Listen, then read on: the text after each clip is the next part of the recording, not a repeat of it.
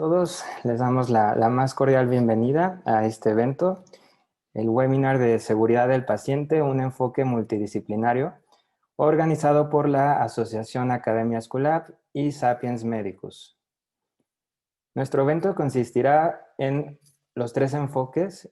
Comenzaremos con el enfoque médico-quirúrgico con la doctora Lilia Cote-Estrada, seguido del enfoque de enfermería con la licenciada Alicia Hernández Reyes, seguido del enfoque de farmacovigilancia con la licenciada Dulce Vázquez Ramos. Enseguida tendremos una discusión del caso situacional y concluiremos con la sesión de preguntas y respuestas. La doctora Lilia Cote-Estrada es médico por la UNAM, cirujano general por la UNAM, maestría en Administración de Instituciones de Salud por La Salle, tiene una especialidad en Derecho Administrativo, tiene diplomados en Alta Dirección, Gestión Clínica, Gerencia Hospitalaria y Políticas Públicas en Salud y Seguridad Social. Es profesora de la UNAM, expresidenta de la Asociación Mexicana de Cirugía General y actualmente es asesora académica en seguridad del paciente en Fundación Academia Schoolab. La licenciada Alicia Hernández Reyes es licenciada en enfermería, jubilada del Instituto Mexicano del Seguro Social, como coordinadora de programas de enfermería a nivel nacional. Está certificada como licenciada en enfermería y en esterilización por Certification Board for Sterile Processing and Distribution. Pertenece a la Asociación Mexicana para el Procesamiento Estéril como parte de la mesa directiva. Actualmente es evaluadora y profesora activa del Consejo de Salubridad General. Es confundadora y actualmente profesora de Copili. Y la licenciada Dulce Vázquez Ramos es licenciada en Químico Farmacobiólogo por la Universidad de Guadalajara. Tiene un diplomado en competencias profesionales para los gestores de la calidad en hospitales privados por la UNIVA. Es actual maestrante en Administración Especializada en Calidad y Productividad por la Universidad Tec Milenio. Es miembro fundador del Colegio de Farmacia Hospitalaria y actualmente es coordinadora de calidad y responsable sanitario de farmacia interna y farmacia venta al público del Centro Médico Puerta de Hierro Sur en Jalisco. Sin más por el momento, le cedo la palabra a la doctora Lilia Cote-Estrada. Adelante, doctora. Buenas noches. Es un gusto poder participar en este webinar importante relacionado con la seguridad del paciente. Y me parece que se tocan dos puntos capitales en el tema. Uno, que es un enfoque multidisciplinario, que es una situación en la cual considero que aún hay áreas de oportunidad para todos los que trabajamos en seguridad del paciente. Y el segundo, un tema relativamente poco estudiado, que es medicación. Entonces, a mí me corresponde el enfoque médico, pero indiscutiblemente a lo largo de mi charla, pues se irán comentando algunos aspectos en donde interactuamos todo el equipo de la salud.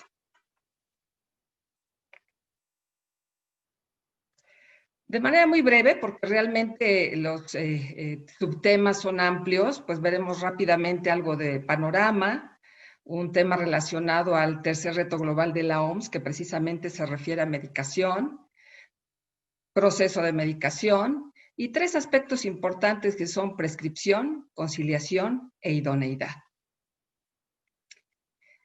Para iniciar esta charla, nos gustaría mucho saber, ustedes como asistentes, nos ayuden a contestar esta pregunta que va a salir en su pantalla. ¿Cuál es la profesión que tienen ustedes? Pues muy bien, en este pequeño corte y muy poco tiempo, pero nos damos una idea, el 67% es personal de enfermería, el 15% es médico especialistas y el 15% médicos generales. Bueno, definitivamente el tema lo tenemos que abordar para todas las especialidades.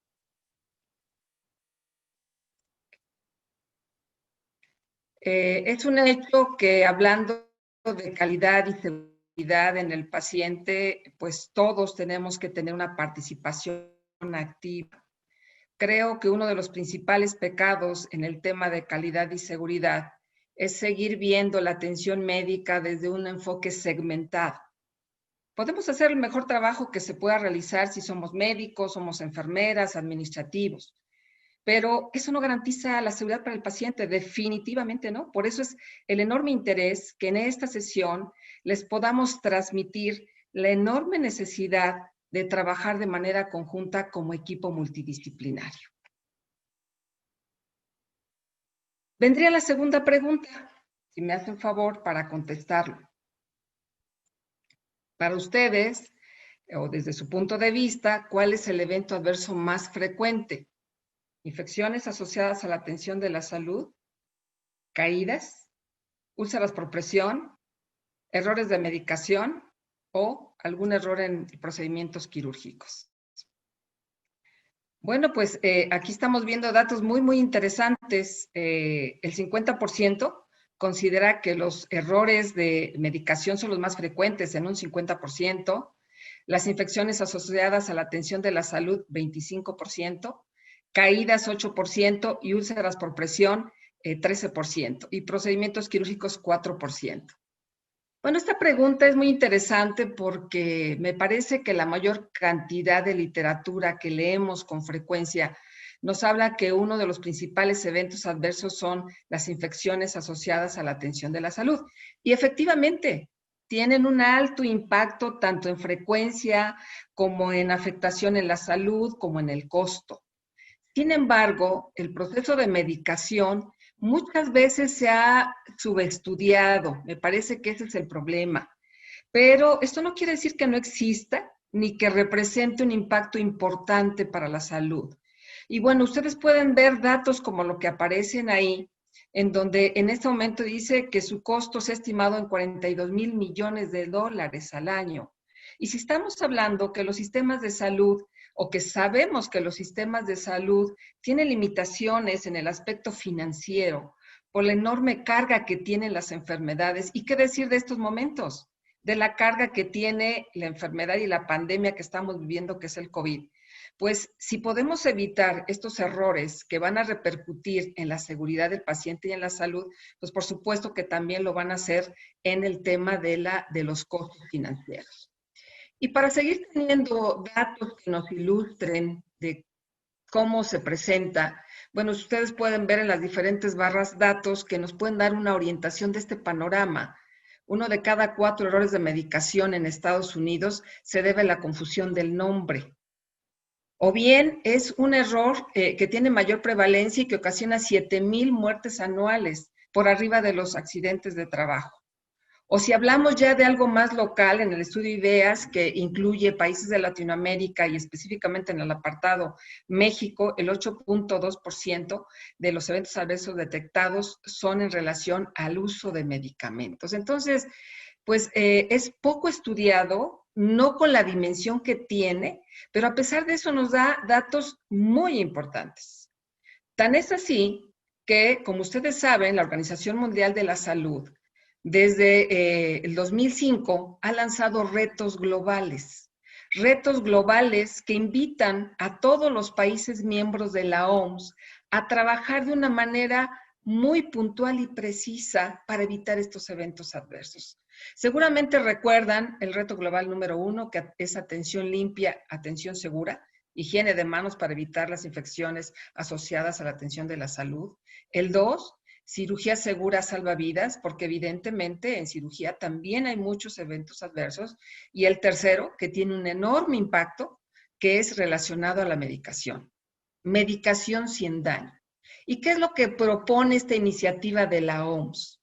Pues propone que en 5 años al menos se reduzca el 50% de los errores o los eventos adversos en medicación. Entonces, realmente es un tema capital, porque además la medicación es la alternativa terapéutica más frecuente que existe. Definitivamente es la herramienta que más utilizamos con los pacientes. Y entonces tenemos que focalizar qué problema existe o dónde podemos detectar problemas. Y ustedes pueden ver en la parte superior izquierda problemas que se han seleccionado porque tienen o pueden tener un mayor impacto, como es el manejar situaciones o medicamentos de alto riesgo. Por supuesto que la polifarmacia, sobre todo porque nos enfrentamos a una población cada vez más anciana, con mayor vejez, y requieren de muchos medicamentos, y es donde puede haber una enorme confusión. Y por supuesto las transiciones asistenciales. Esto quiere decir cuando el paciente se cambia de servicio, de medicamento, etcétera. Entonces, son situaciones que tenemos que tener una enorme atención para evitar riesgos y, por supuesto, eventos adversos. Y para que esto sea posible, se requieren de muchas cosas. Entre otras, lo que dice ahí, y en la cual yo estoy firmemente convencida, que es que participen los pacientes y la sociedad en general. Nosotros estamos reunidos hoy para realizar algunas recomendaciones. El personal médico tiene que sensibilizarse y cada vez estar más consciente. Eso es un hecho y es indiscutible. Pero mientras no involucremos al paciente, difícilmente vamos a lograr el cometido. Por supuesto que tenemos que analizar aspectos muy particulares de los medicamentos como productos. Indiscutiblemente se requiere formación y capacitación y adiestramiento a los profesionales de la salud. Estoy segura que todos los que nos escuchan y nosotros mismos tenemos muchas competencias, pero definitivamente hay muchas áreas de oportunidad en el tema de medicación y por supuesto los sistemas y las prácticas de gestión en medicamentos. En ese tenor es que entra en acción que nuestra visión y enfoque es de un sistema y como sistema requiere de un equipo multidisciplinario. Y ese equipo multidisciplinario tiene que estar sustentado en identificar riesgos que en una práctica cotidiana a veces no se identifican. ¿Por qué? Pues porque a veces el hecho de ser experto en el tema, de considerar que lo estamos haciendo bien, de pensar que no nos equivocamos o que todo está haciendo bien, no nos permitimos analizar si lo que estamos haciendo bien está bien o tiene áreas de oportunidad. Y entonces, por eso es que el equipo multidisciplinario es extraordinariamente importante, porque cada uno de nosotros o parte de los profesionales de la salud fungimos como si fuéramos filtros. Yo me puedo equivocar en algo como médico, pero si la enfermera con quien estoy trabajando está atenta a muchas situaciones que ahorita vamos a ver, es más difícil que haya estos errores o estos eventos adversos. Y así puede ser el personal de farmacia, la gente que supervisa, quien establece políticas en los hospitales o incluso políticas públicas que nos rijan cómo tenemos que hacer. Entonces, todos tenemos que trabajar a manera de filtro para asegurar o para dar un cierto aseguramiento en el tema de la medicación. Y entonces, el sistema de medicación tiene muchas etapas, como lo pueden ver ustedes ahí. Se irán tratando cada uno de ellos de manera muy rápida. Yo hablaré un poco sobre prescripción, idoneidad y conciliación, pero enfatizo nuevamente, para que esto realmente reduzca las posibilidades de riesgo y los eventos adversos, es necesaria la participación multidisciplinaria y sobre todo coordinada, que ese es otro punto muy importante. Y como pueden ver ustedes aquí en esta gráfica, en este esquema, ven los procesos del sistema de medicación, prescripción, transcripción, etcétera. Y ustedes pueden ver cómo cada una de estas acciones no va con un solo tipo de profesional. Por ejemplo, aquí en la prescripción, los médicos, pero también van los farmacéuticos, quienes nos ayudan o facilitan la idoneidad. O la transcripción, en donde el médico prescribe y el personal de enfermería reproduce en el número de documentos que sea necesario. Y obviamente muchas otras personas están interactuando para que esto se lleve a cabo. Entonces, de manera muy simplista, cada acción dentro de este sistema de medicación, si queremos que cumpla con el propósito de mayor beneficio al paciente y menor reducción de riesgos requiere de equipo multidisciplinario. Caso contrario, bueno, pues hay muchos reportes que nos dicen cómo se presentan los eventos adversos. Y este es un reporte en donde aparentemente la medicación solamente tiene una incidencia de 9.87 y una prevalencia de 8.23. Pero hay muchos estudios que nos van diciendo cómo es esta prevalencia. Y bueno, en este estudio es del 11.7.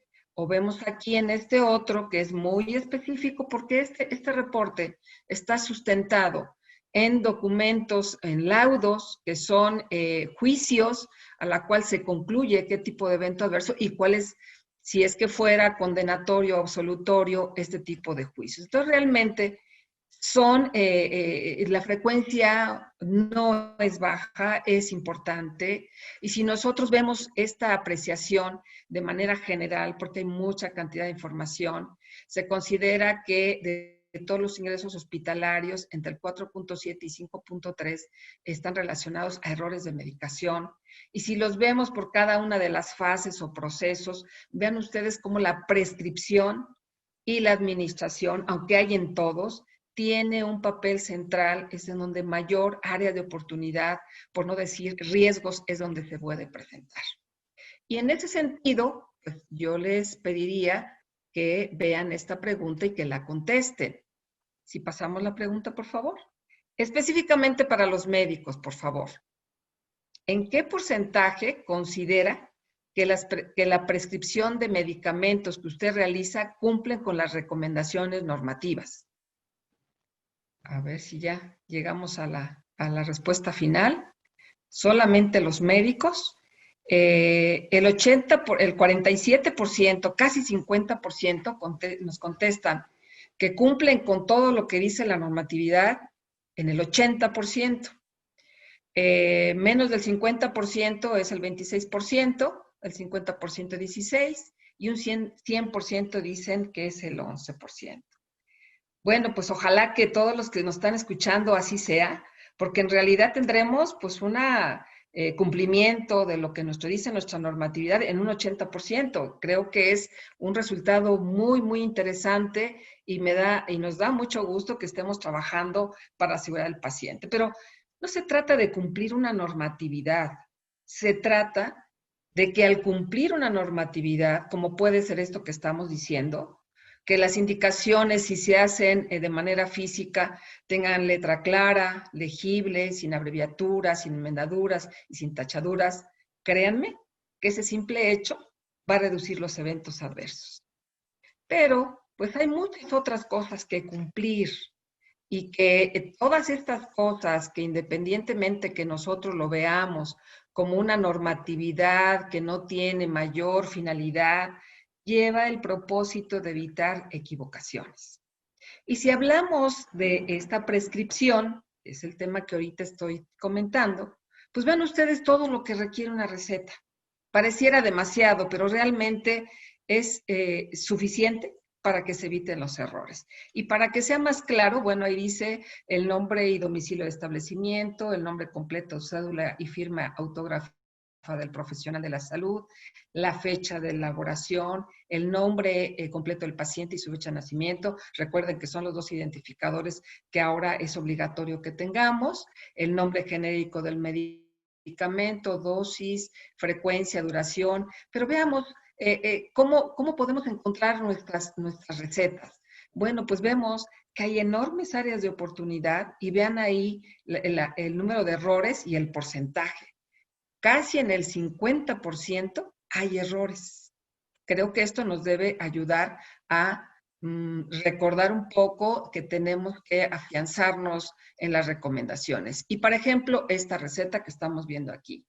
Si ustedes pueden ver, está el nombre del paciente, no la fecha de nacimiento, que son los dos identificadores. Está el nombre del médico, no está su cédula ni su firma. Está la dirección del establecimiento, no está el nombre del establecimiento. Y evidentemente en el nombre, en el medicamento, pues no dice la duración del tratamiento. Peor aún, cuando les diga que esta receta que le dan al paciente clindamicina y naproxeno es por un cuadro gripal, que seguramente ustedes lo tienen muy presente. Ahora, y desde hace muchos años, los cuadros gripales que son virales se tratan con antibióticos, que sabemos perfectamente que no es así. Entonces, el tema de la prescripción es un tema capital para el tratamiento del paciente y para evitar que tenga eventos adversos. Ahora ven ustedes esta receta. Bueno, aquí circulé los datos, si estaban completos, circulé aquí que dice una gastroenteritis probablemente infecciosa, y bueno, la están tratando con una cefalosporina de tercera generación y con algunas otras cosas que no se identifican perfectamente bien. O este paciente, que ustedes pueden ver aquí que tiene una faringoamigdalitis, y también lo están tratando con una cefalosporina, y lo demás no lo entiendo. Sinceramente, deduzco, pero no entiendo. Entonces, realmente la prescripción requiere de puntos muy específicos. Evidentemente, el nombre, la dosis, la vía, la frecuencia y la duración, cosa que pocas veces vemos. Y si nos vamos al entorno hospitalario, bueno, pues a veces se utiliza una máquina de escribir, pero si algo pasa o no la tenemos disponible, pues lo hacemos de manera manuscrita, y entonces entre que no es legible, entre que no está bien la dosis, dice media tableta, ¿de cuánta dosis es esa media tableta? Y a la hora de hacer la transcripción, que abajo está escrito la transcripción de la hoja de enfermería, pues se utilizan abreviaturas. Entonces, por eso es la enorme intercomunicación y comunicación efectiva entre el médico y la enfermera. Por supuesto que tenemos que tener mucha, digamos, énfasis en los medicamentos de alto riesgo, que ya seguramente se tratarán en la hora de administración. Tenemos que tener mucha atención en estos medicamentos son de alto riesgo.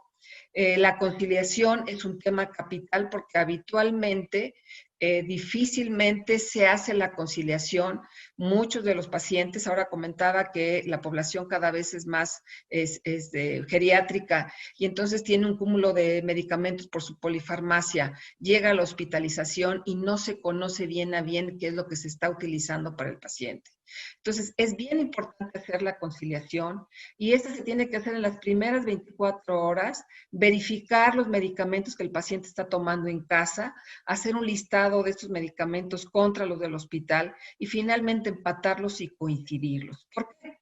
Porque en estudios que se hacen sobre conciliación, pues existen en este estudio medicamentos que no tienen discrepancia, en otros hay una discrepancia justificada, pero ven ustedes ahí la discrepancia que no es justificada. Y cuando eso existe, pues definitivamente podemos generar un evento adverso como el que pueden ver ahí, que es un daño potencial. Este paciente estaba tomando anticoagulación y obviamente a la hora de llegar al hospital, como no se preguntó o no se vio el listado de medicamentos, se deja al paciente sin este medicamento, que puede ser capital y por eso dice ahí daño potencial. Otro punto muy importante es la idoneidad, es decir, revisar si el medicamento que vamos a dar al paciente está acorde a sus características clínicas, fisiológicas y la interacción con los demás medicamentos o incluso historias de alergia. En pocas palabras, tenemos que conocer el perfil farmacoterapéutico de cada paciente. No es posible que prescribamos a nuestros pacientes desde el punto de vista médico y de ninguno, haciendo una receta como si fuera receta, sino tenemos que saber el conocimiento de cómo es el paciente. Y les muestro un ejemplo de manera muy sencilla, porque tenemos un poquito de tiempo y ya se me está agotando. Esta es la historia de un paciente masculino de 68 años de edad, con diabetes mellitus tipo 2, de 30 años de evolución. Inicia hace 4 días con fiebre, tos seca, fatiga, artralgias. Su médico le indica PCR para descartar COVID. El resultado fue positivo. El médico prescribe paracetamol, 500 miligramos cada 8 horas, y acitromicina también, 500 miligramos cada 24 horas, y le indica dexametasona, 8 miligramos IV cada 24 horas. Esto es un caso verídico de hace unos días que acabo de tener contacto con un paciente así. Idoneidad. Es un paciente diabético que le están dando dexametasona, que como ustedes saben muy bien, la dexametasona puede incrementar el nivel de glucosa. pero además su condición clínica lo amerita, bueno, pues veamos aquí rápidamente un esquema de cómo se presenta el cuadro clínico de COVID. Y él está en su quinto día, donde está la raya punteada en rojo. Se encuentra en la fase viral, donde él no requiere este antiinflamatorio, que es la dexametasona. Entonces, no lo requiere y le va a producir efectos secundarios. Entonces, es bien importante la prescripción, que nosotros tengamos la capacidad de tener la capacitación suficiente para prescribir adecuadamente al paciente. Pero esto no es por muy experto que seamos, necesitamos acompañarnos de otras personas del equipo multidisciplinario, como puede ser el farmacéutico, ¿sí? Y ver cuáles son las políticas que se determinan en farmacia hospitalaria, que nos pueden ayudar mucho como médicos, o bien que el personal de enfermería nos va a ayudar a que esto esté bien. Entonces, realmente todas las acciones que nosotros realizamos requieren del apoyo de otro equipo o otro personal que esté dentro del equipo multidisciplinario de atención de la salud. Y ven ustedes aquí todos los procesos del sistema de medicación. Solamente hemos tratado de manera muy rápida prescripción, unidad y conciliación. Pero es muy importante que tengamos en cuenta que esto no va a mejorar, entre tanto no tengamos un sistema de registro. Y para eso viene la pregunta número 5. En el centro hospitalario donde usted labora, ¿se realiza registro de eventos adversos por medicación? Si nos contestan, por favor. No, pues gratamente estoy viendo los resultados. El 71% sí se registra. Pues muchas felicidades porque realmente es un logro muy importante que se tiene en seguridad del paciente. Y como ustedes lo saben muy bien, no hay manera de mejorar si no registramos nuestros eventos adversos, identificar nuestros riesgos o los eventos adversos, registrar estos eventos adversos, analizar y retroalimentar, que esto es lo que nos va a permitir reducir los eventos adversos.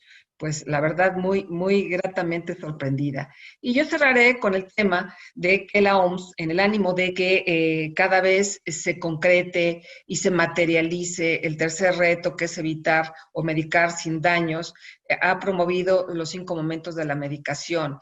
¿Y cuál es la característica más importante de este tema? Es involucrar al paciente.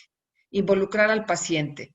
Él tiene que ser cuando se inicia la medicación, ser responsable al tomar su medicación, cuando se tenga que adicionar un medicamento, revisar su medicamento o parar el medicamento. La OMS tiene unas herramientas muy interesantes en donde cada uno de estos puntos se hacen varias preguntas para que el paciente la sepa o bien consulte con su médico. Entonces, el tema de medicación es muy importante. Hay muchos eventos adversos y en mi caso o cualquiera de nosotros como médico podemos tener todas las competencias, pero es indispensable la participación del resto del equipo multidisciplinario de salud. Pues hasta aquí concluyo mi presentación. Muchas gracias, doctora Lilia Cotestrada. Y damos ahora la palabra a la licenciada Alicia Hernández.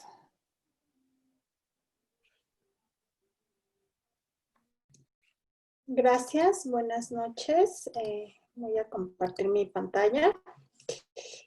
Y bueno, quiero iniciar agradeciendo a la Academia Escolar a través de la maestra Verónica Ramos y la doctora Lilia Cotestrada y a Sapiens Medicums, al doctor Carlos Aramburu y al doctor Alberto Aramburu por la invitación. Es un placer estar aquí con ustedes. Y bueno, este tema va ligado obviamente con el tema de seguridad del paciente y el sistema de medicación. Y bueno, yo voy a hablarles acerca de estas 3 fases de la medicación, que es la medicación segura. Tiene como propósito definir e implementar con un enfoque multidisciplinario y sistémico. Y es algo que siempre me gusta mucho reforzar, porque estamos en una era en donde tenemos que dejar de trabajar de manera aislada por categorías. Es el momento en donde ya no podemos desarrollar proyectos de mejora solo como personal de enfermería o solo como área de medicina, área administrativa, área farmacéutica, sino realmente se requiere de un equipo, de un trabajo coordinado en equipo por personas que tengan liderazgo, pero también que tengan conocimientos y competencias. Es muy grato ver todos los resultados que hemos estado viendo a lo largo de esta presentación con las preguntas de la doctora Cote. Sin embargo, bueno, pues nunca se deja de aprender y sobre todo de desarrollar nuevas metodologías para implementar procesos seguros. Y pues que estos estén encaminados a ofrecer una farmacoterapia segura y eficiente para los pacientes, sustentada en gestión de riesgos, en los análisis de los problemas y en la implementación de procesos y barreras de seguridad, considerando en todo momento cumplir con las normas oficiales vigentes, la legislación aplicable vigente.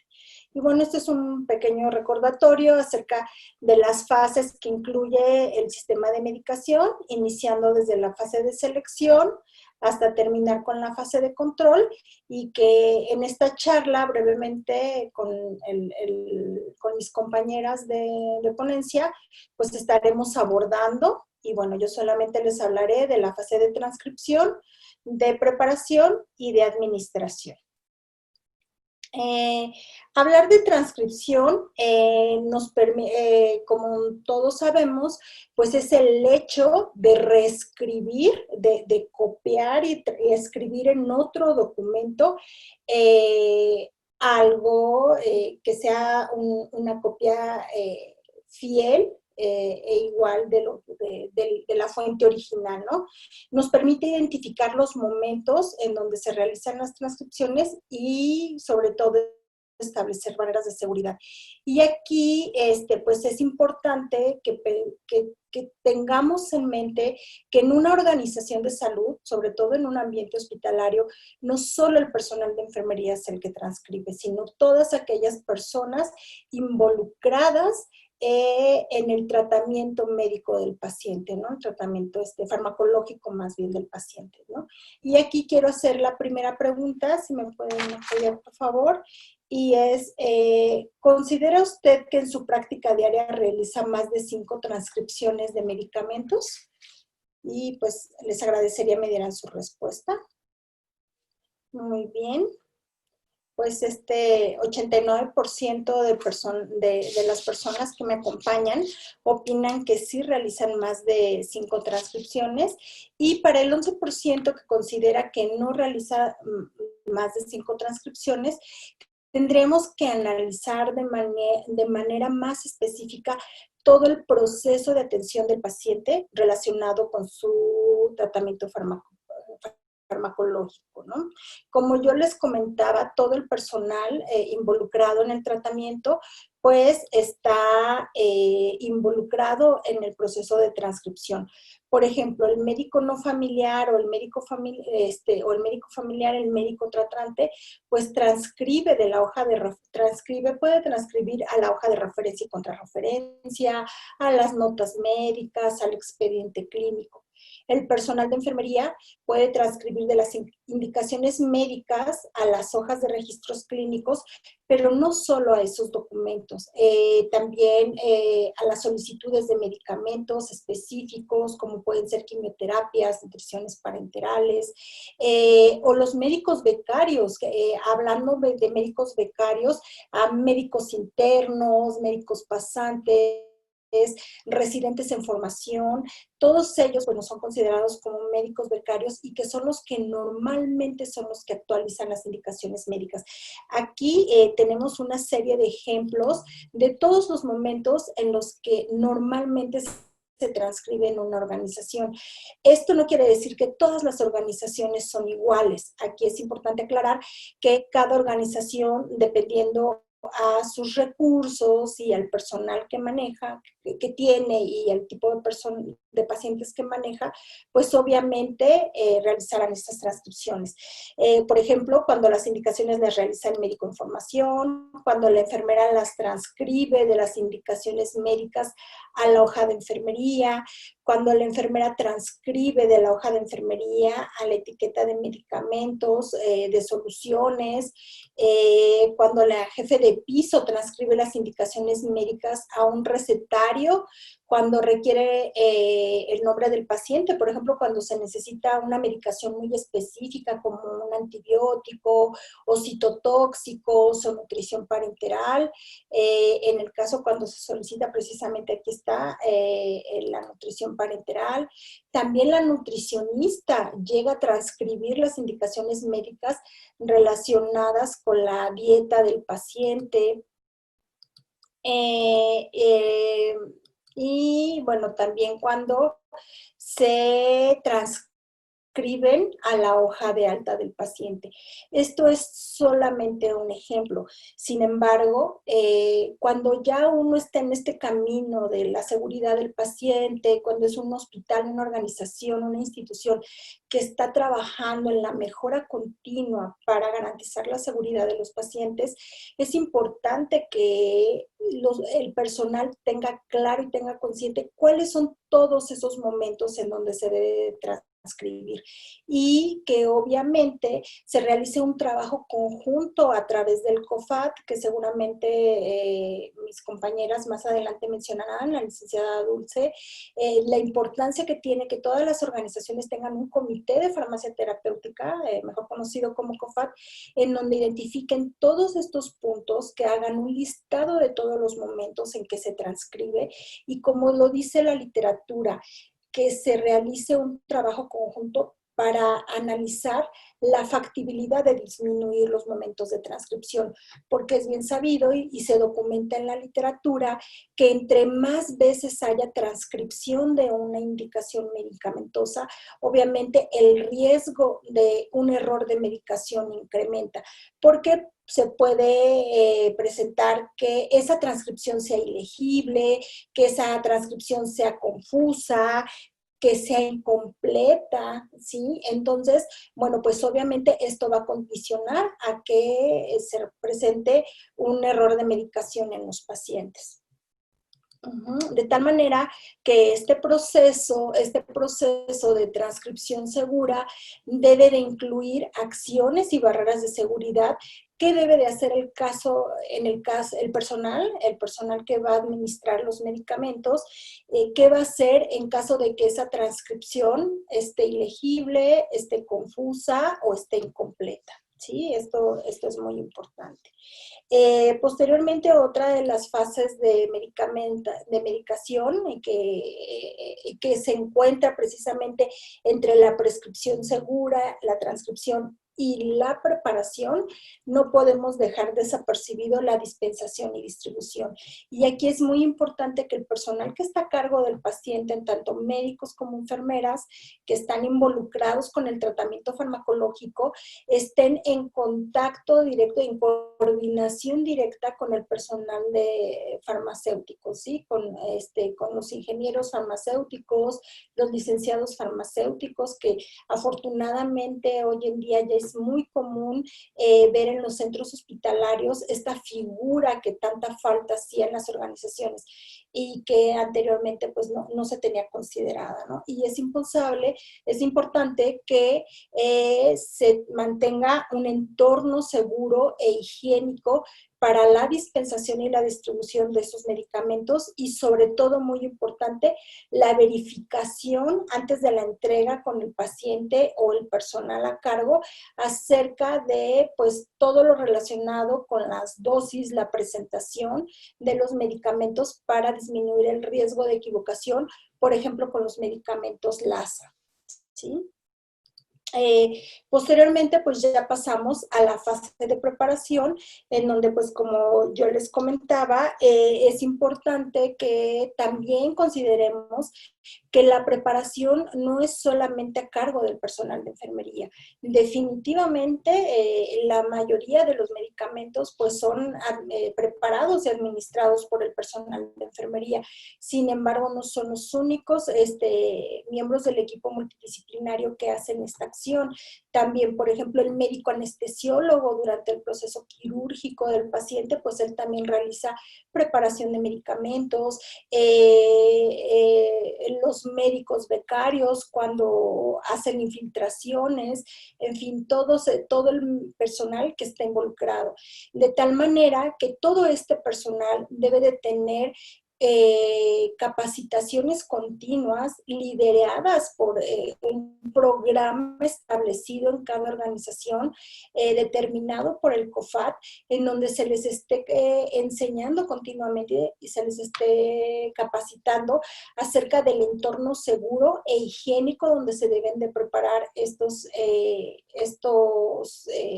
medicamentos, la capacitación acerca de las técnicas asépticas de preparación de los medicamentos, el uso del equipo de protección personal, porque aunque sean medicamentos normales, o sea, por supuesto que el personal pues debe al menos y más hoy en día utilizar por lo menos un cubreboca, debe de utilizar por lo menos un cubreboca y realizar siempre la higiene de manos antes de la preparación de medicamentos. Y sobre todo, y muy importante, tampoco dejar de pasar el etiquetado correcto de los medicamentos, ¿sí? En donde nos debemos de asegurar que tenga toda la información necesaria para saber el nombre del paciente al que se le va a administrar el medicamento, cuál es la dosis, la frecuencia de administración, la velocidad de infusión, la vía por donde se le va a administrar, la dilución en la que va a ir el medicamento, la fecha de preparación y la fecha de caducidad. Y por supuesto, el nombre de la persona que está preparando este medicamento para que se pueda acudir a él en caso de alguna duda. Y esto es muy común, por ejemplo, en centros donde tienen áreas de preparación de medicamentos estériles, como puede ser los citotóxicos, los antibióticos, las alimentaciones parenterales, que se preparan en un lugar de la organización o fuera de ella y que posteriormente ese medicamento se lleva ya al paciente y es administrado por otra persona. Aquí es muy importante que consideremos todos esos riesgos a los que se enfrenta la organización. Y esto no quiere decir que esté mal que una persona prepare y otra administre, sino que si esa es la situación en la que se enfrenta la organización, pues tendrán que establecer barreras de seguridad adicionales para evitar que exista un error de medicación durante la preparación, como es el caso de la barrera de la doble seguridad, de la doble verificación, perdón. Y bueno, también tenemos que tener políticas, la organización se debe de preocupar por tener políticas muy específicas acerca del manejo de medicamentos multidosis. Y tienen que considerar que los medicamentos multidosis no solo son los viales, los medicamentos como tipo vacunas o insulinas o heparinas, medicamentos inyectables. Y este es un riesgo y es un error muy común en las organizaciones que están iniciando con un programa de seguridad del paciente, que piensan que solo los medicamentos inyectables son medicamentos multidosis. Y como medicamentos multidosis, las organizaciones también tienen que considerar, por ejemplo, las pomadas que se utilizan para varios pacientes y tener claro que un medicamento multidosis puede ser en dos circunstancias: o que sea un medicamento que tenga varias dosis para un solo paciente, o un medicamento que tenga varias dosis para varios pacientes. Y en ese entonces, cuando se tiene que considerar, por ejemplo, los jarabes también, sobre todo en las áreas de pediatría, donde se tienen jarabes que un frasco lo comparten con varios pacientes, o que un frasco es exclusivamente para un paciente, pero que tiene dosis repetitivas de ese frasco. Pomadas, gotas, todos los medicamentos oftalmológicos, en fin, todos esos medicamentos se tienen que considerar como multidosis y no solamente los inyectables. De tal manera que la organización tendrá que hacer un análisis y determinar un listado de medicamentos en donde se dé cuenta cuántos son los medicamentos multidosis que considera la organización, que tiene la organización, y establecer políticas que garanticen la estabilidad de estos medicamentos, la estabilidad farmacéutica, que disminuya el riesgo de infección en el uso continuo de estas multidosis, y el etiquetado correcto del momento en el que se abrió ese medicamento. Sí es bien sabido que todos los medicamentos que llegan a la organización tienen una fecha de caducidad del medicamento. Es importante que la organización establezca una fecha de caducidad adicional al momento de aperturar. Y también es importante que considere cuáles van a ser las condiciones de almacenamiento de este medicamento multidosis durante su utilización. Y les pongo un ejemplo. Por ejemplo, una insulina que ustedes reciben cerrada, si ustedes pueden darse cuenta, vienen como instrucciones de uso, pues que debe de estar en una temperatura de 4 y 8 grados centígrados y con una fecha de caducidad de 2 años. Sin embargo, una vez abierta, pues no podemos asegurar que esa insulina va a durar de esos 2 años, porque obviamente pues tiene riesgos de infección por el manejo inadecuado, porque la estabilidad del medicamento también se puede ver afectada una vez abierta. Entonces, obviamente, la organización tendrá que establecer una fecha de caducidad adicional una vez que se abrió ese medicamento. Y eso lo tienen que hacer por cada uno de los medicamentos que incluyan el listado.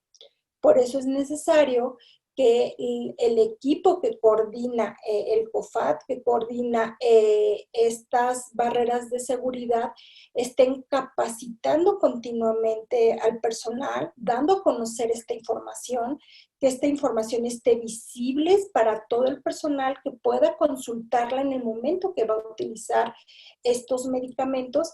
Y algo muy importante que tienen que hacer también las organizaciones, la supervisión continua para disminuir el riesgo de errores de medicación por preparación de medicamentos. Muy bien. Pasamos posteriormente a la fase de la administración de medicamentos. Y pues nuevamente es importante considerar que la organización debe de tener definido quién es el personal autorizado con conocimiento y la experiencia en administrar medicamentos, y que obviamente en su perfil del puesto debe de existir claramente quiénes son las personas que están autorizadas para administrar medicamentos, y también especificar cuando se tienen que administrar medicamentos citotóxicos, medicamentos especiales como los radiotóxicos, los citotóxicos, en fin, que son medicamentos muy específicos que, aunque todas, por ejemplo, el personal de enfermería tiene una formación, definitivamente se requiere de una capacitación adicional para el manejo de estos medicamentos. Y también, pues, aquel personal que va a estar autorizado para administrar medicamentos en caso de urgencias, y para ver esas personas que tienen que documentar en el expediente clínico. Perdón, creo que ya me pasé de tiempo, voy a ir un poco más rápido. es necesario que la organización, después de realizar su análisis del entorno del proceso de administración, pues establezca siempre como barrera de seguridad los 7 correctos en la administración del medicamento, ¿no? Y que el personal pues los esté haciendo cotidianamente, identificando que sea el paciente correcto, el medicamento correcto, la fecha de caducidad del medicamento, el horario y la frecuencia de administración, la dosis prescrita, la vía de administración por la que se va a colocar ese medicamento y la velocidad de infusión en caso de que este sea por vía parenteral. También es necesario que se implementen barreras de seguridad para reducir el riesgo de errores de medicación de alto riesgo, como es la doble verificación. Y aquí me gustaría, por favor, que contestaran la siguiente pregunta. En su organización, ¿en qué momento se realiza la doble verificación? Ok, muchas gracias. Bien, la respuesta correcta a esta pregunta es durante la preparación y la administración de medicación, que es la segunda opción y que solo el 23% contestó correctamente. La doble verificación es una estrategia que se ha implementado a nivel internacional, derivado de muchos estudios en donde se ha demostrado que durante la preparación y la administración son los momentos en donde más frecuentemente se presentan estos eventos adversos de medicación, y de acuerdo al Instituto de Prácticas Seguras de Medicamentos, la implementación de este método ha logrado detectar aproximadamente el 95% de los errores de establecimiento de salud. Pero es importante que esta barrera de seguridad sea supervisada y que se realice correctamente. Es un gran reto para las instituciones de salud implementar barreras de seguridad nuevas, porque siempre existe ese rechazo por parte del personal, en donde considera que es más trabajo, considera que ellos no se equivocan, que hay un exceso de confianza, que hay falta de recurso. Sin embargo, se requiere muchísima concientización, por parte del personal para demostrar la necesidad de esa barrera de seguridad, y que no es el hecho de que la doble verificación nada más sea un diálogo entre el personal en donde digan sí, sí hacemos la doble verificación, sino que realmente se haga en el momento preciso, que es durante la preparación, y que 2 personas cotejen la indicación médica con el medicamento, que visualicen ambas el medicamento que se está preparando, que sea la dosis correcta, la dilución correcta, el medicamento correcto, y que en el momento en que se va a administrar, de manera física estén presentes estas 2 personas. Recordar que esto no se hace en todos los medicamentos, sino que solamente se hace en los medicamentos de alto riesgo, que están determinados internacionalmente, y los que la organización determine también. Y es necesario que, así tal y como se ve aquí en la imagen, el personal coteje indicación, medicamento y la vía de administración cuando sea el momento de la administración de medicamentos. También es necesario que se haga que existan políticas en la organización para administrar en situaciones especiales. Y me pueden poner la siguiente pregunta, por favor. Y aquí es necesario saber si la organización considera políticas para la administración en estas situaciones. Llámese una situación especial en los medicamentos que el paciente trae consigo, en los medicamentos muestra, o en el caso de la autoadministración. Y parecieran cosas menores, y en la práctica diaria y en mi experiencia en diferentes instituciones de salud, es muy común que el personal diga, no, pues aquí no se permiten, por ejemplo, los medicamentos muestra, pero es una realidad que sí existen en las organizaciones.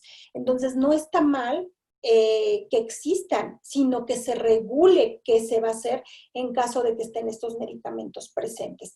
En la autoadministración, por ejemplo, es muy común que los pacientes diabéticos, ellos se autoadministren la insulina y entonces, ¿qué va a suceder? ¿Se les va a permitir que ellos continúen con la autoadministración de sus medicamentos o no se les va a permitir? Y aquí, como yo les comentaba, ni una ni otra es buena ni mala, sino simplemente si se va a permitir, cuáles son las condiciones en las que se va a permitir. Es decir, quién va a supervisar que sea el horario correcto, que sea la dosis correcta, que sea la vía correcta.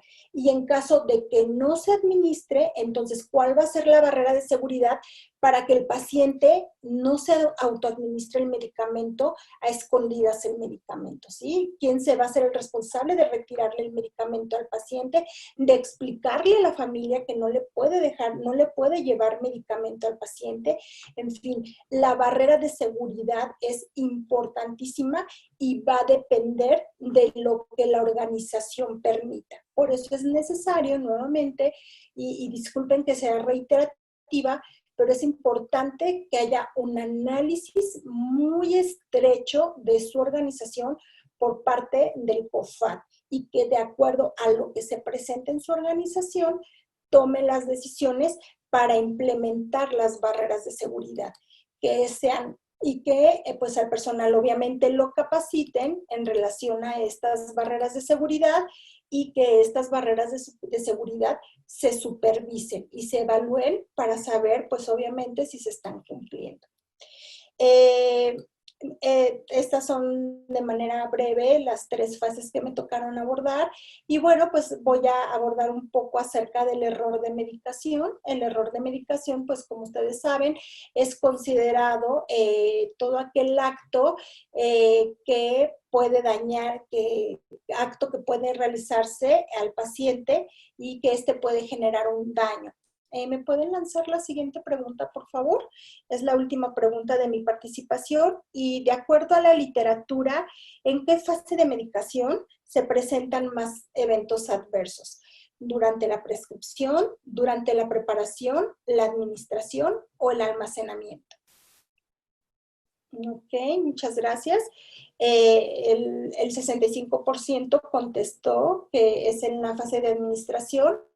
Y bueno, veremos aquí lo que la literatura reporta. Y bien, el Instituto de Medicina ha determinado que hasta 98,000 pacientes mueren cada año en hospitales como consecuencia de estos errores de medicación y que la mayoría de estos errores de medicación se producen al realizar tareas rutinarias.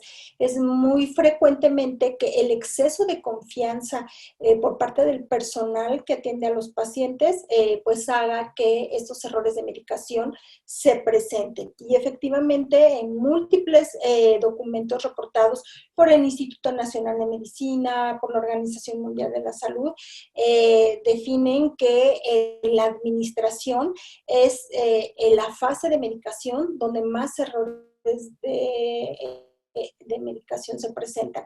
Este es un estudio que se realizó en Chile en un servicio de medicina interna y estos fueron los resultados. Entonces, bien, pues es necesario que también las organizaciones, a mí me dio mucho gusto saber que el 71% de la audiencia que tenemos el día de hoy ya cuentan con un sistema de notificación de eventos adversos, de errores de medicación, y es necesario que el 29% restante considere que se requiere de un trabajo multidisciplinario para establecer un sistema de notificación, en donde pues obviamente determinen qué es lo que va a notificar el paciente. Y esto es un error en el que caen muy comúnmente las organizaciones. Establecen su sistema de notificación, pero al personal no le explican qué es lo que se tiene que notificar. De tal manera que es un trabajo constante de búsqueda intencionada de casos en donde se tienen que estar identificando si se presentan pues los errores de medicación. Yo aquí les pongo unos ejemplos, no son todos, no son los únicos, pero errores más frecuentes en cada fase. Por ejemplo, en la etapa de transcripción es muy común la omisión de transcripción de indicaciones médicas, que la transcripción sea diferente, que la transcripción sea ilegible, que la transcripción sea incompleta o que la transcripción sea confusa. Eso es muy común de un error de transcripción. Hablando de errores de preparación, es muy común que los medicamentos sean diferente presentación, que haya confusión en medicamentos LASA, que se tenga error de preparación en las dosis o en la dilución de estos medicamentos, ¿no? Entonces, otro error de preparación pues es no realizar la barrera de seguridad que la organización implemente. Y hablar de errores de administración, pues podemos hablar, como ustedes se pueden dar cuenta, son muchísimos los factores, es por ello que es más frecuente este tipo de error de medicación, pues puede ser la misma omisión de la administración del medicamento, el retraso en la administración, las flebitis generadas por la mala administración, la mala dilución de los medicamentos, edemas de miembros superiores por la extravasación y la infiltración de las venas por donde se les está administrando los medicamentos, también administración de medicamentos LASA por error, administración de medicamentos cuando existen antecedentes de alergias, eso es muy frecuentemente, que no se haga una valoración adecuada del paciente y sobre todo que no se documenten las alergias que los pacientes tienen, la administración de dosis incorrecta, que la frecuencia de administración sea errónea, la vía de administración errónea, la administración a paciente equivocado, la velocidad errónea, la hora de administración errónea, el cálculo de la dosis también puede ser errónea y la administración de medicamento no prescrito. Y aquí es una serie de factores que involucran el error de administración. Un dato importante, es indispensable que cada organización, que cada hospital, que cada centro de atención médica identifique la característica que tiene el sistema de medicación, la manera en que se realizan los procesos de cada una de las fases, que todas las organizaciones se alineen a la legislación aplicable vigente, pero que cada organización también tenga sus normas y procedimientos internos, que consideren la población a la que presta servicios, porque no van a ser las mismas barreras de seguridad para pacientes pediátricos como para pacientes geriátricos, por ejemplo, y que se considere también el recurso humano y estructural con el que cuenta para establecer sus barreras de seguridad. Y bueno, esta es una breve participación. Muchísimas gracias. Me quedé con varias cosas que quería explicarles, pero bueno, ya me he consumido todo mi tiempo. Muchísimas gracias. Muchas gracias, licenciada Alicia. Y le damos la palabra a la licenciada Dulce Vázquez Ramos para el enfoque de farmacovigilancia. Adelante. Muchas gracias. Les voy a compartir mi pantalla.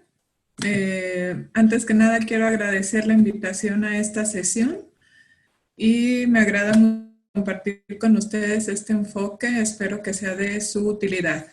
Bueno, como ya me presentaron, mi nombre es Dulce, quedo a sus órdenes. Los temas a cubrir el día de hoy básicamente es el complemento de la cadena de medicación que ya comentó la doctora Lilia y la licenciada Alicia previo a mí, y el enfoque o el impacto que tiene la farmacia hospitalaria y la farmacovigilancia dentro de esta cadena de medicación.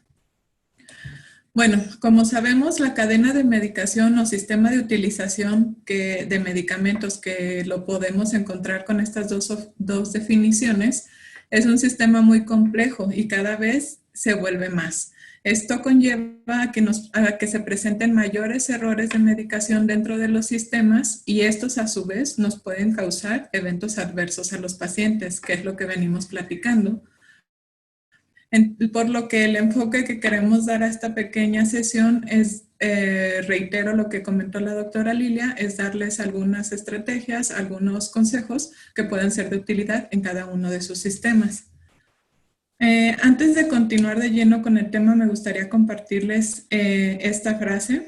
Los errores se pueden prevenir diseñando nuestros sistemas de trabajo para que los errores sean difíciles de cometerse. Esta es la esencia del enfoque de sistemas para la reducción de errores. Centrarse en los procesos y no en las personas. Esto nos lo comparte el doctor Lucian, que es el padre del movimiento de la seguridad del paciente en Estados Unidos.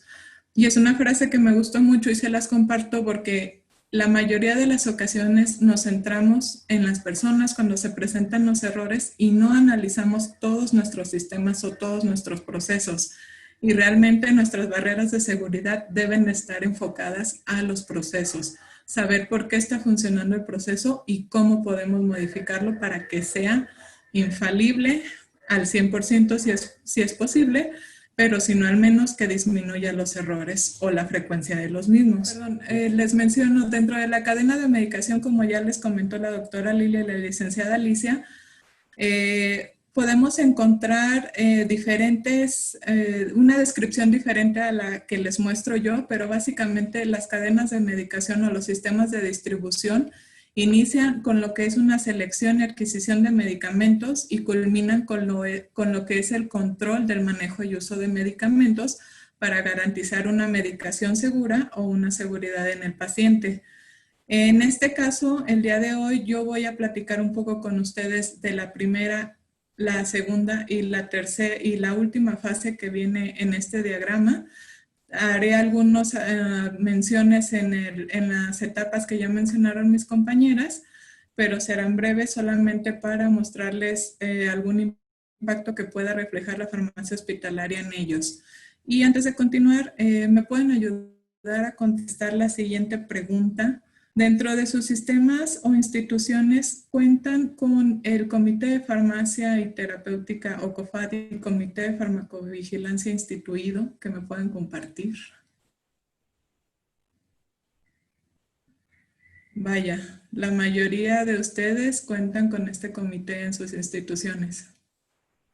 Eso es muy bueno porque estos comités nos van a ayudar a generar muchas barreras de seguridad, como ya lo mencionaron mis compañeras. Muchas gracias. Vamos a continuar.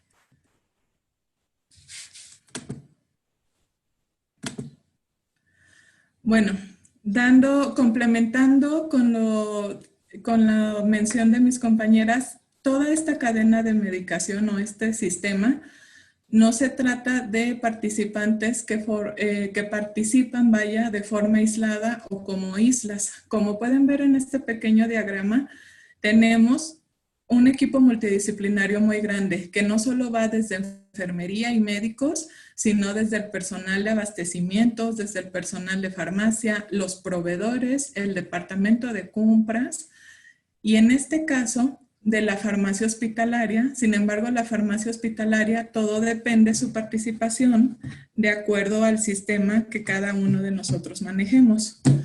Entonces, más adelante les voy a hacer algunas acotaciones, pero la participación de la farmacia hospitalaria, como les reitero, depende de cada sistema de salud.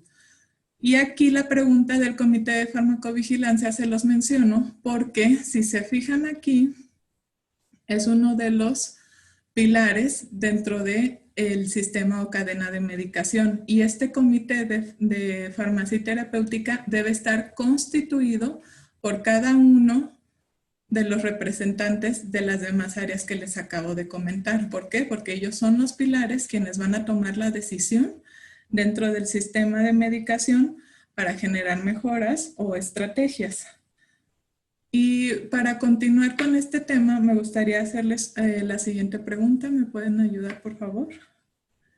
¿Ustedes consideran que dentro de México existe la farmacia hospitalaria? Yo sé que nos acompañan de diversos lugares, pero en México, ¿quién tiene conocimiento? Muy bien, el 77% nos comenta que sí considera que existe la farmacia hospitalaria. Muchas gracias. Y el 25% que no. Bueno, aquí es todo una polémica este tema.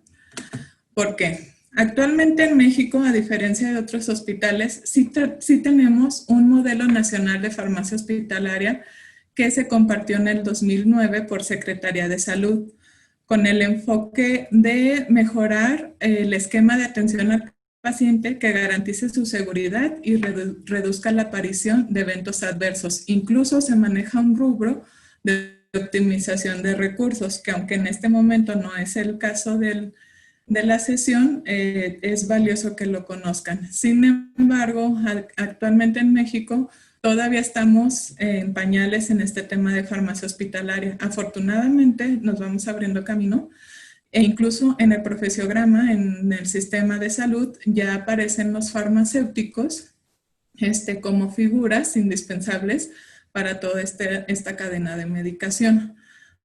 Sin embargo, todavía no en todos los hospitales se llega a presentar todo un equipo que pueda conformar este departamento de farmacia hospitalaria, o en su defecto solo cuentan con una figura o una persona para fungir con estas labores. Es por eso que les hago la mención que, a diferencia de otros países donde incluso hacen internados para profesionalizarse, como lo es en España o incluso en Estados Unidos, aquí solo contamos en Jalisco con el doctorado de farmacia clínica, y en México, en la UNAM, tenemos la especialidad en farmacia hospitalaria y clínica. Y contamos con la licenciatura de los licenciados en farmacia, pero tampoco la encontramos en todos los estados, solo es en algunos. Por eso mi hincapié en mencionarles que es un poco polémico esta pregunta, porque en algunos sitios sí se encuentra, pero no en todos. Bueno, continuando con las etapas que voy a compartir con ustedes, iniciamos con la etapa de selección y adquisición. Aquí, si se fijan, les menciono unas pequeñas flechas donde se menciona el COFAD y farmacia hospitalaria, porque son etapas en donde estos dos departamentos o participantes toman muchas decisiones. Por ejemplo, para la selección, bueno, una cadena de medicación no puede ser una cadena de medicación si no contamos con medicamentos, ¿cierto? Entonces, nosotros, la labor primera que tiene que hacer el COFAD como equipo multidisciplinario es definir un cuadro básico de medicamentos para la institución en la que se va a desarrollar este sistema de medicación.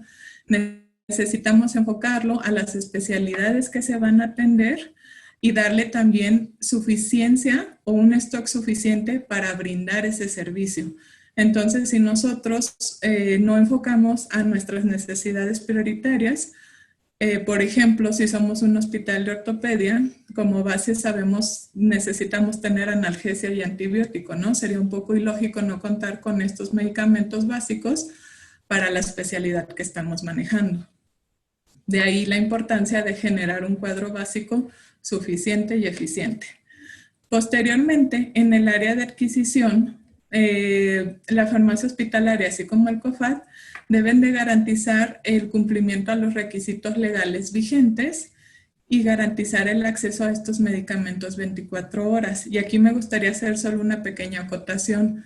Los que se desenvuelven en el ámbito hospitalario o en farmacias saben que nos debemos de regir sobre las leyes que tenemos actualmente en el país, y dentro de esas tenemos el suplemento de farmacias, que es prácticamente, por decirlo de alguna forma, la Biblia para las farmacias, y que incluso dentro de este suplemento ya se maneja un espacio o un rubro específico de farmacia hospitalaria, que incluso nos da la opción, o más bien nuestro sistema de salud va encaminado a que las farmacias migren a solicitar una licencia de farmacia hospitalaria, lo cual involucraría varios cambios dentro del sistema, pero es una modalidad que todavía se está trabajando. Solo quise hacer esa acotación porque tal vez algunos de ustedes ya la están desarrollando o algunos van a iniciar.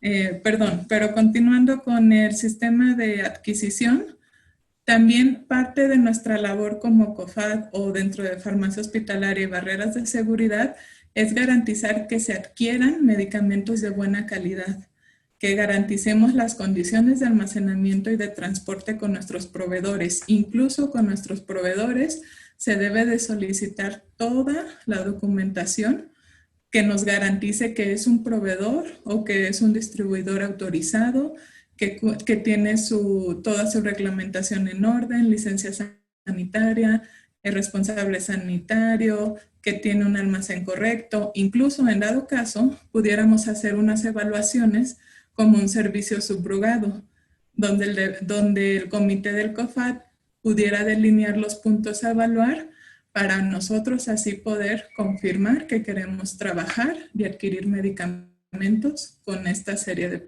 proveedores.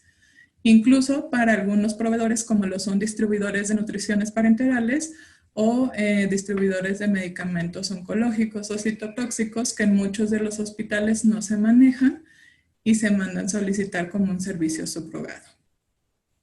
En el área de almacenamiento, cabe mencionar que no solo es considerar recibir el producto o el medicamento y resguardarlo, implica más que eso. Nosotros necesitamos trabajar en generar barreras de seguridad para que no se nos caduquen los medicamentos. Y aquí involucramos sistemas o control de inventarios, que podemos manejar lo que es primeras entradas, primeras salidas o primeras caducidades y primeras salidas. Saber cuándo debemos retirar un medicamento de nuestro stock, ya sea por una alerta sanitaria o porque se están reportando diferentes errores de medicación con el producto, o incluso se han presentado en varias ocasiones reacciones adversas relacionadas a medicación, que vamos a ver más adelante. Asimismo, también debemos de manejar un control de temperaturas, un control de fauna nociva. En caso de contar con un sistema neumático, existen medicamentos que no se deben de agitar antes de usarse. Entonces, este grupo de medicamentos también debemos de conocerlos. Serían del grupo de medicamentos especiales que debemos de considerar dentro de la farmacia, así como los fotosensibles, los medicamentos de alto riesgo que ya se mencionaron hace un momento, o los medicamentos LASA. Todos estos deben de identificarse y agruparse en un lugar específico para disminuir los errores de distribución en toda la cadena del hospital. Y asimismo, también un lugar específico para los medicamentos psicotrópicos o narcóticos, o lo que conocemos como medicamentos de grupo 1, 2 y 3, que conllevan un tema amplio a platicar, que si lo comentamos en este momento creo que nos extenderíamos demasiado. Pero en la parte de almacenamiento, si se fijan, parece una sección muy sencilla, pero realmente involucra muchísimos pasos y mucha toma de decisión por parte del Comité de Farmacia Terapéutica. En la parte de prescripción, transcripción, distribución, dispensación y preparación, que ya comentaron mis compañeras previamente, solo me gustaría hacer algunas acotaciones, porque en una de las primeras preguntas que nos compartió la doctora Lilia, mencionaban que casi el 80% podría garantizar que la prescripción se hace acorde a los requisitos legales, que en este caso para México aplica la norma 004 del expediente clínico. Y en mi experiencia personal, dentro del ámbito que yo trabajo, el mayor número de coacifallas se presentan en este rubro. Casi el 80% de ellas. Afortunadamente son coacifallas, no se llegan a convertir en eventos adversos. Sin embargo, si hablamos que es del 80%, quiere decir que tenemos mucha área de oportunidad en donde trabajar, ya que la norma 004 puede ser muy específica en los puntos que se deben de cumplir, y al momento de realizarla es donde se llegan a cometer omisiones por desconocimiento. Pero bueno, este también es un tema muy, muy amplio que nos pudiéramos extender. Aquí lo que me gustaría comentarles más que otra cosa, o complementar con mis compañeras, es que el papel de la farmacia hospitalaria en el punto de validación de prescripción de acuerdo a diagnóstico y paciente e intervenciones farmacológicas, tanto a médicos como pacientes, sería el ideal que nosotros estamos buscando aquí como barrera de seguridad. ¿Por qué? Porque el personal de farmacia hospitalaria, como ya lo mencionó la doctora Lilia, tendría que desarrollar un perfil farmacoterapéutico de cada uno de los pacientes y dentro de este perfil involucra un sinfín de datos que nos pueden ayudar a disminuir errores, que van desde su diagnóstico, comórbidos, validar que le estén proporcionando el medicamento correcto, la dosis correcta, de acuerdo a su edad, de acuerdo a su peso. Y asimismo, una vez que se haga toda esta evaluación, el Departamento de Farmacia Hospitalaria puede apoyar en estas etapas haciendo intervenciones farmacológicas. ¿Qué son intervenciones farmacológicas? Pues no son más que otra cosa que recomendaciones que se extendería al personal clínico, que repito, es un equipo multidisciplinario para todos, y en este punto es donde harían una intervención con ellos e incluso harían una intervención con el paciente, brindándole educación al paciente del cómo puede tomar su medicamento, cuál es la recomendación, incluso al momento del egreso, cuando ya van a casa a su recuperación total. Entonces, es importante recalcar que en estas etapas, el papel de la farmacia hospitalaria pudiera disminuir, estoy casi segura que un 30% de los errores que se llegan a presentar. Dando continuidad, bueno, en el tema de administración, realmente el área de farmacia hospitalaria dentro de México no es definido para la administración o no está autorizado para la administración de medicamentos. Sin embargo, también la farmacia hospitalaria pudiera ayudar mucho a disminuir tanto la carga laboral como los errores de preparación justo antes de la administración con el área de enfermería, porque ellos controlarían todo desde su centro, que sería la farmacia. Y aquí también cabe mencionar que dependiendo del enfoque de cada sistema y de cada institución, pudieran tener incluso dentro un centro de mezclas que todavía les ayudaría más a controlar todos estos errores de medicación y a controlar este grupo de medicamentos que nos comentaba la licenciada Alicia respecto a los multidosis, porque ellos controlarían las condiciones, fechas de caducidad y le ayudarían a enfermería a enfocarse solamente a la atención específica de su paciente, no dedicar tiempo a la preparación, sino más que a la administración y a los cuidados correspondientes. Perdón, antes de continuar con la siguiente diapositiva, ¿me pueden ayudar a contestar una pregunta? ¿Saben ustedes cuál es la diferencia entre un evento centinela adverso o cuasi falla? Nuestra respuesta correcta en este caso es la opción 2 y en un momento les quiero mencionar el por qué.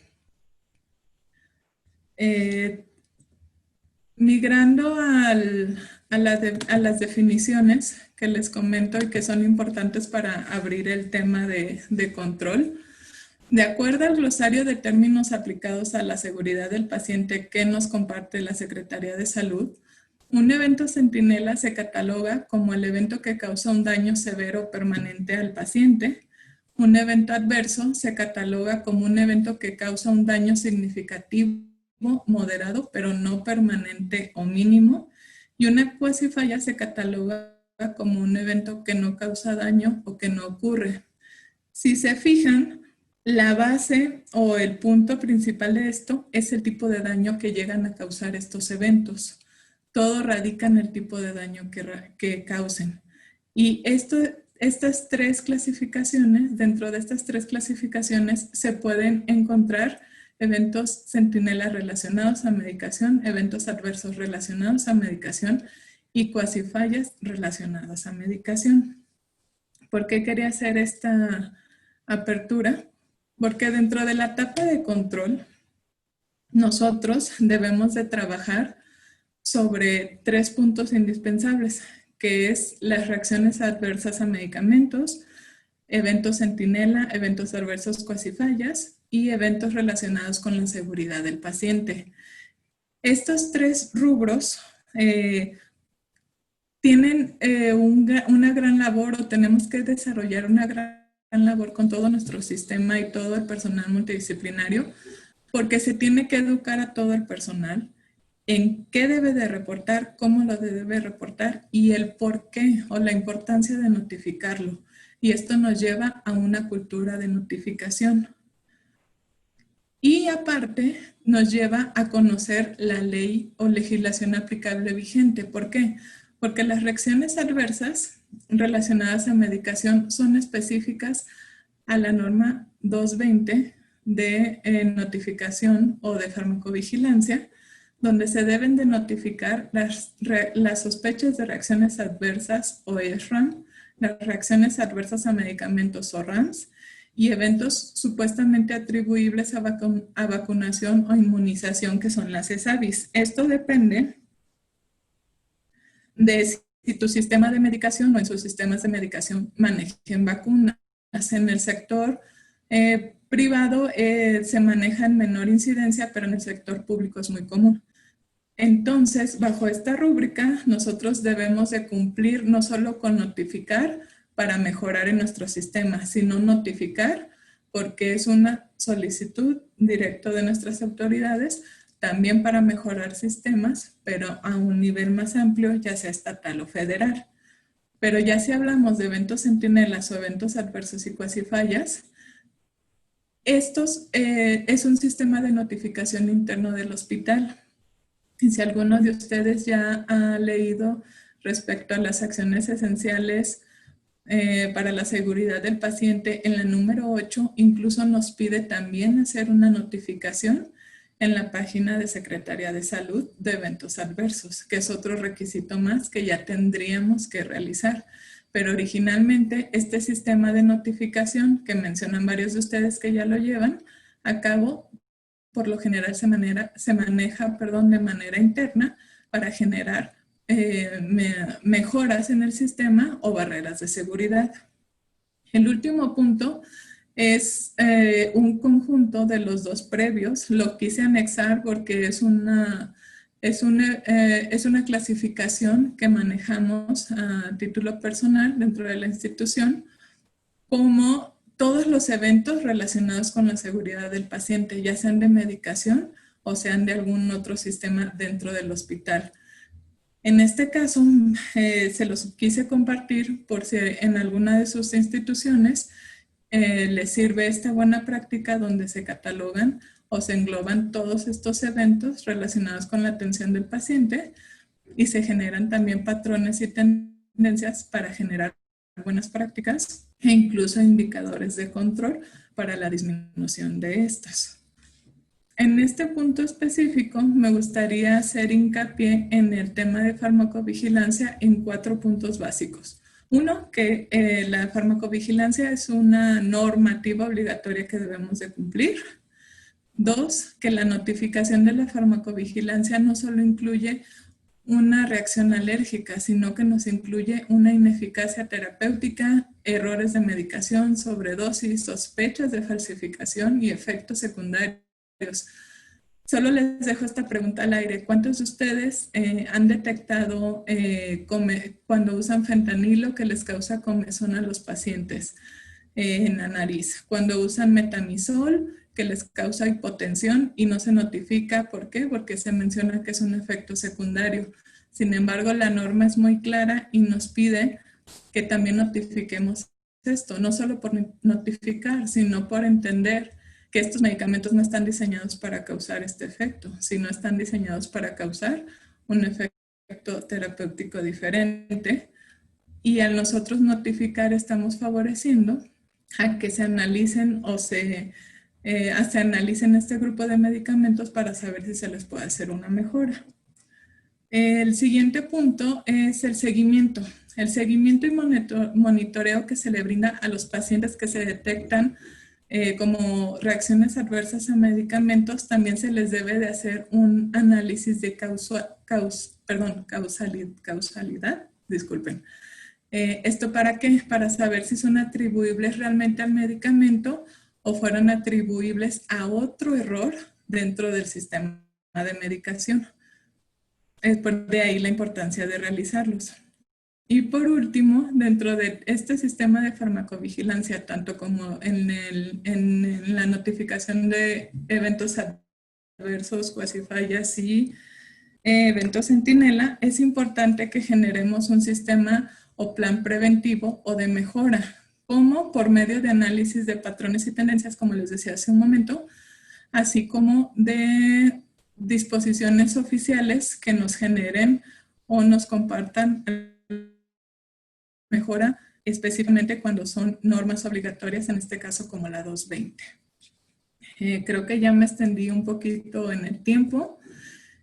Solamente para terminar, me gustaría compartirles unas cifras y datos de la Organización Mundial de la Salud importantes. Les comparto 5, pero solo les menciono 3 que creo que son muy importantes. La OMS nos menciona que los eventos adversos debido a la atención poco segura son una de las 10 causas principales de muerte y discapacidad en el mundo. También nos mencionan que a nivel mundial hasta 4 de cada 10 pacientes sufren daños en la atención sanitaria primaria y ambulatoria. Hasta el 80% de los daños se pueden prevenir. Los errores más perjudiciales están relacionados con el diagnóstico de prescripción y el uso de medicamentos, que es el tema que nos atribuye el día de hoy. Por último, también nos menciona que las inversiones en la reducción de los daños a los pacientes puede conducir a financieros significativos y, lo que es más importante, a mejores resultados para los pacientes.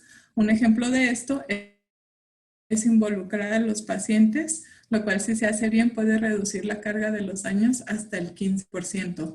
Como bien se mencionaba al inicio de esta sesión, una de las propuestas que debemos de involucrar a nuestros sistemas de medicación es la participación de los pacientes en su misma medicación.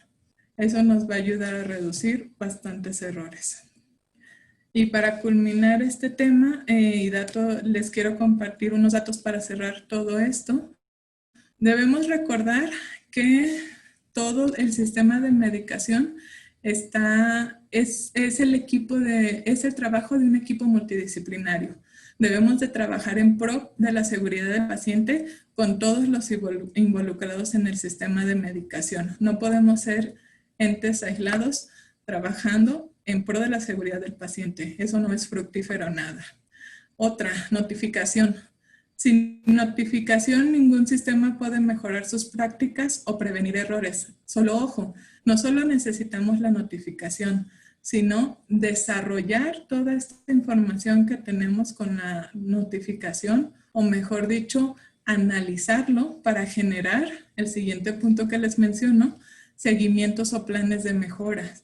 Todos los sistemas de medicación, incluso aunque no sean de medicación, pero dentro de un sistema de salud, se deben de analizar, saber en qué estamos fallando en nuestros procesos, generar candados, generar buenas prácticas, e incluso yo les recomendaría generar indicadores de control, porque esto les va a facilitar a saber qué tan mal vamos o dónde debemos apretar más. Y para concluir, recursos. Yo sé que este tema va enfocado a calidad, a seguridad del paciente y uso seguro de medicación. Sin embargo, los recursos dentro de un sistema preventivo nos ayuda a brindar seguridad al paciente, pero también nos ayuda a brindar ahorros o redirección de inversiones. En un sistema público, si nosotros podemos disminuir tanto el recurso humano como el recurso financiero,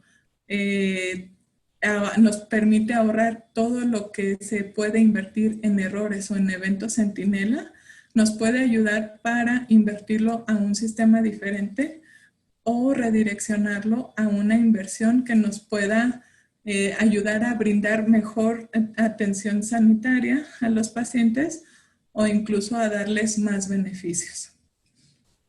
Y bueno, esto sería todo de mi parte. Les agradezco mucho haber estado con nosotros en esta sesión. Muchas gracias, licenciada Dulce. Muchas gracias a las tres ponentes por su presentación. Muy interesante todo lo que nos compartieron esta noche. A continuación pasaremos a la discusión del caso situacional, donde la doctora Lilia Cote nos presentará el caso y daremos 10 minutos para la discusión. Adelante, doctora. Bueno, pues retomo las palabras de una de las asistentes, que es Anaí de Saltillo, Coahuila, en donde comenta que los conocimientos le pueden ser de utilidad en su práctica diaria. Y me parece que uno de los propósitos de esta actividad y de todas las actividades educativas es eso, principalmente, el que tengamos la capacidad de transmitir el conocimiento y que se pueda aplicar en la práctica. Y seguramente con este caso, pues haya la posibilidad aún más de pues materializar todo esto que hemos escuchado el día de hoy, que es por demás importante, pero a veces no lo aterrizamos hasta que vemos casos de alto impacto como este que les vamos a presentar.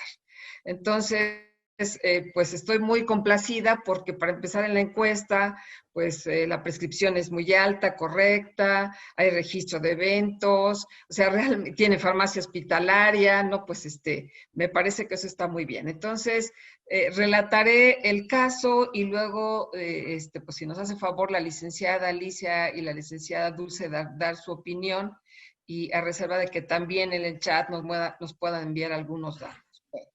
Este caso no es un caso ficticio, es un caso pues de la práctica cotidiana, se los voy a leer. Es una paciente femenina de 60 años a la cual se le realiza una safenectomía.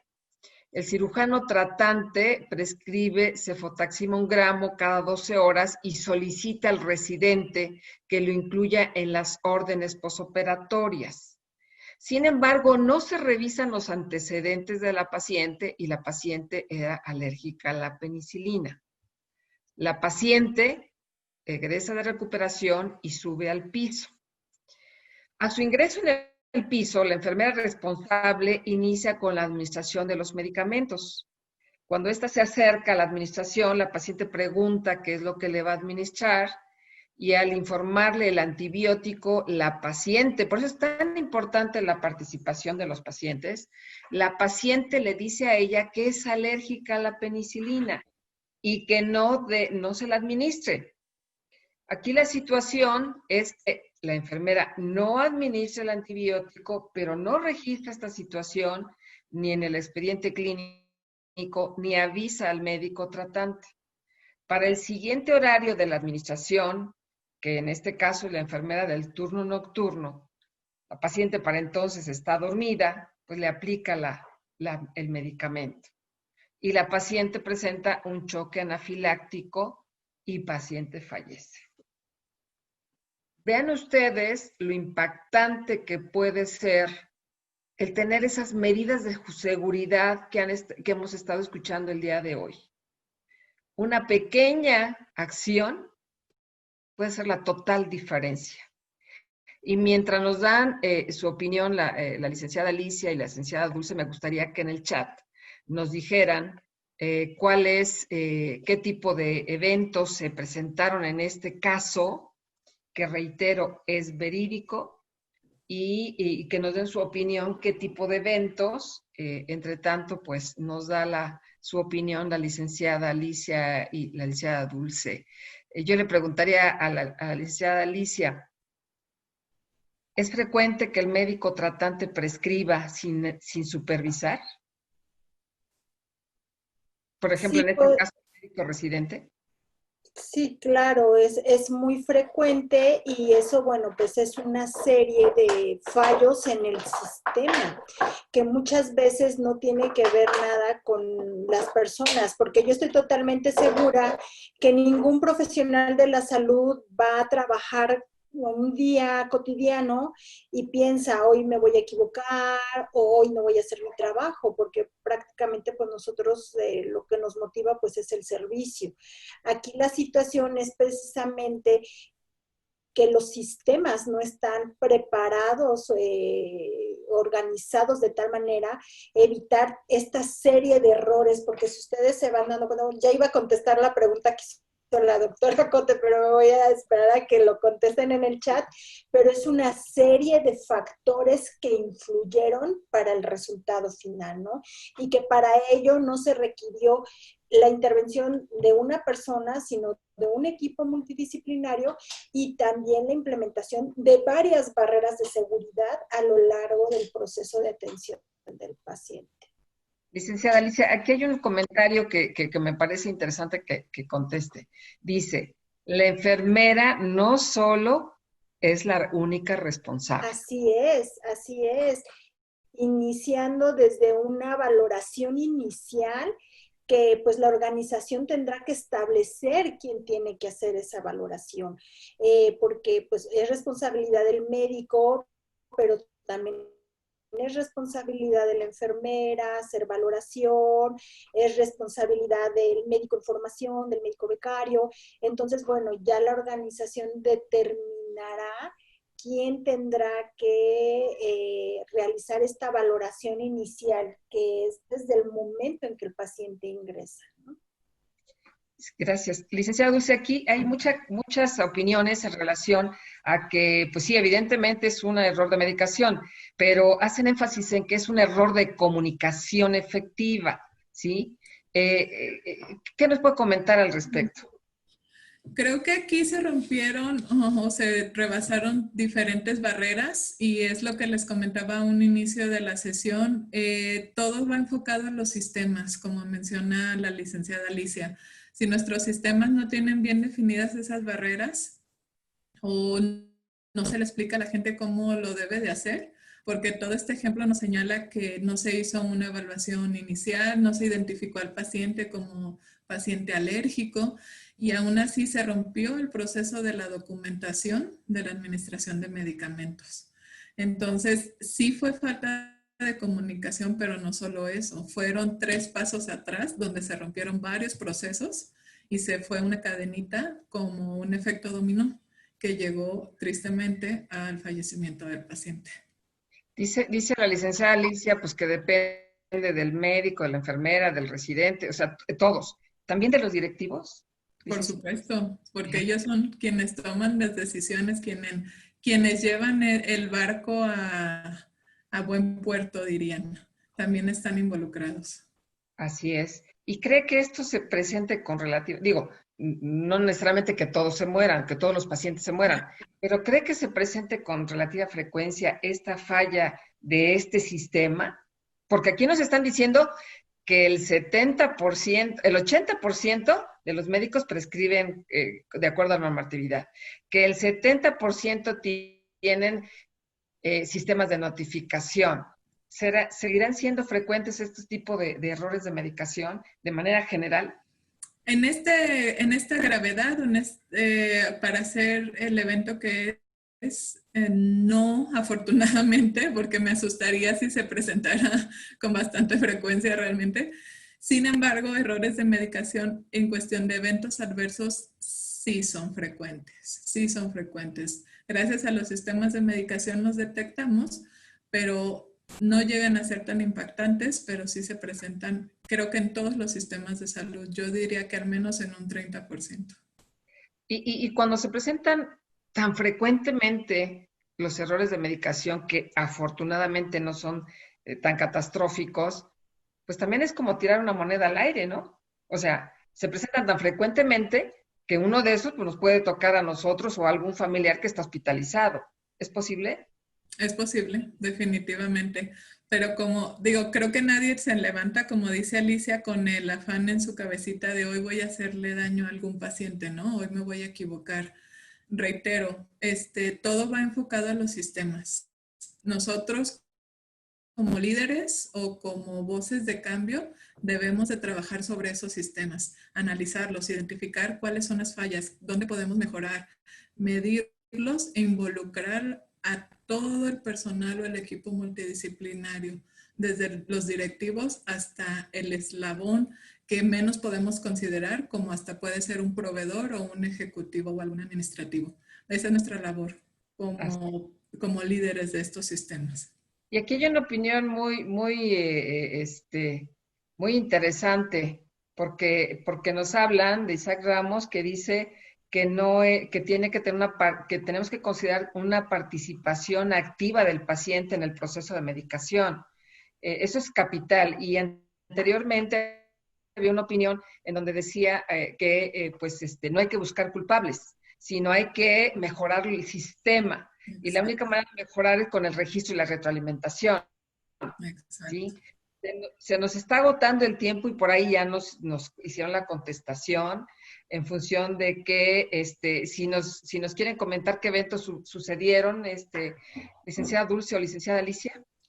Sí, bueno, aquí es importante que no fue solamente un error, sino pues como lo mencionaba la licenciada Dulce hace un ratito, fue una cadena de errores desde el momento en que ingresó el paciente a la organización, que finalmente culminó lamentablemente en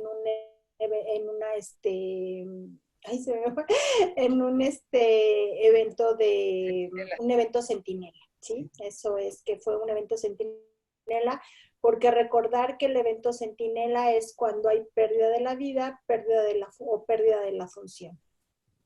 Pero aquí este ejemplo me parece que, digo, lamentable porque es un hecho real, nos enseña a ver la presencia de una cuasifalla y con la participación del paciente, que fue activa su participación, diciendo, no me lo pongo porque soy alérgica. Se evitó, se truncó el error, pero ya después cuando la paciente estaba dormida y ante la falta de registro, de aviso de esta enfermera, que debió haber suscrito e informado en las hojas de enfermería por qué no le estaba administrando, se hubiera evitado el fallecimiento de la paciente. Entonces, en este caso, una cuasifalla y un evento centinela. Lamentablemente, con un caso real aprendimos, aquí la situación es que este evento que sucedió, pues realmente movió a la organización para detectar, como ustedes lo acaban de decir, de una serie de fallas que tendrían que corregirse. No sé si quiera comentar algo más, licenciada Dulce. Pues solo concluir que, como lo que usted menciona, esto pudo haber quedado en una cuasifalla, 2 cuasifallas, porque la intervención de la paciente debió haber sido más que suficiente para que no llegara a algo más. Esto debió haber quedado en nuestro sistema de notificación como 2 cuasifallas, desde la identificación del paciente como el cuestionario que se le hace a su ingreso. Sin embargo, tuvimos el error en este sistema de la notificación de expediente a expediente, ¿no? Pero lo ideal hubiera sido que quedara en esa cuasifalla. Pues ojalá que este caso aprendamos todos, nos concienticemos y hagamos todo lo posible que está en nuestras manos como profesionales desde la salud, independientemente el área que nos toque o la atribución o las competencias que tengamos para que no suceda. Afortunadamente, como dice, son relativamente pocos, pero cualquier vida perdida o cualquier secuela o cualquier discapacidad por una situación, imagínense que un paciente quede con falla renal o pierda sus riñones por una medicación inadecuada, pues no se va a morir, pero también va a quedar con secuelas severísimas. Entonces, pues ojalá que a través de tanto los conocimientos como el ejemplo, pues no quedemos muy grabados, que tenemos que hacer pues todo lo que esté a nuestro alcance como profesionales de la salud para evitar eso.